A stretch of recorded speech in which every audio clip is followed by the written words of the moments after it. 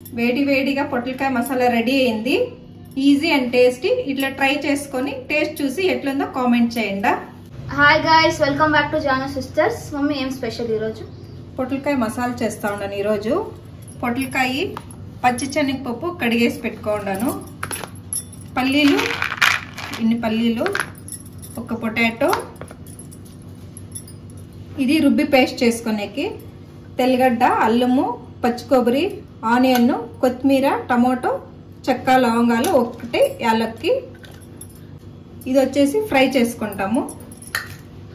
ధనియా powder, chilli powder, పసుపు పొడి. ఇందులోకే కొంచెం గసాలు వేసుకొని పేస్ట్ చేసుకుంటాము.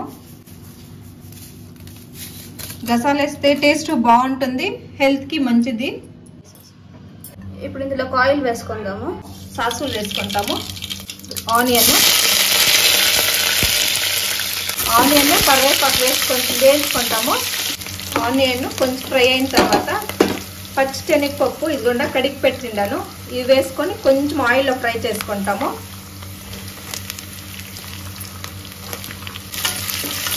పల్లీలు వేసుకొని వేస్తాము. పల్లీలు కొంచెం ఆయిల్లో ఫ్రై అయిన తర్వాత చాలు, ఇంక ఫ్రై అయింది. ఇప్పుడు రుబ్బుకోండా మసాలా వేసుకుంటాము. మసాలా కొంచెం పచ్చి వాసన పోయేంత వరకు ఆయిల్ అయితే ఫ్రై చేసుకుంటాం. వాటర్ వేసుకోవద్దంట.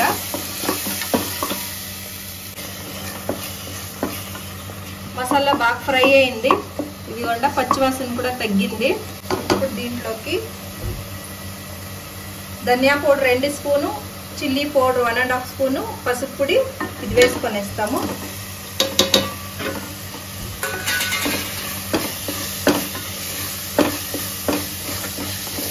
పొట్లకాయ కడిగి కట్ చేసి పెట్టిండాను, అది వేసుకున్నాము.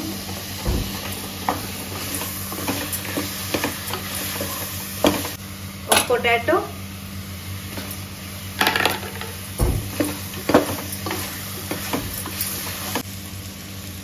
రుచికి తగినంత ఉప్పు. ఇప్పుడు కావాల్సినంత వాటర్ వేసుకొని వేస్తాము.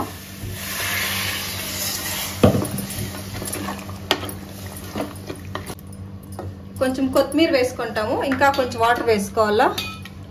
కుక్కర్ మూత పెట్టేసి జస్ట్ ఒకే ఒక విజిల్ చాలు. ఎక్కువ ఉడికిపోతే పొట్లకాయ బాగుండలేదు. ఒకే ఒక విజిల్ చాలా? ఒక విజిల్ చాలు. పొట్లకాయ మసాలా ఒక విజిల్ వచ్చింది చాలు.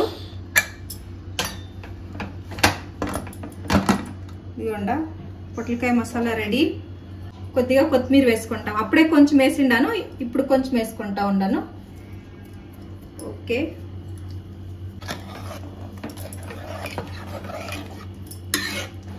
పొట్లకాయ మసాలా రెడీ.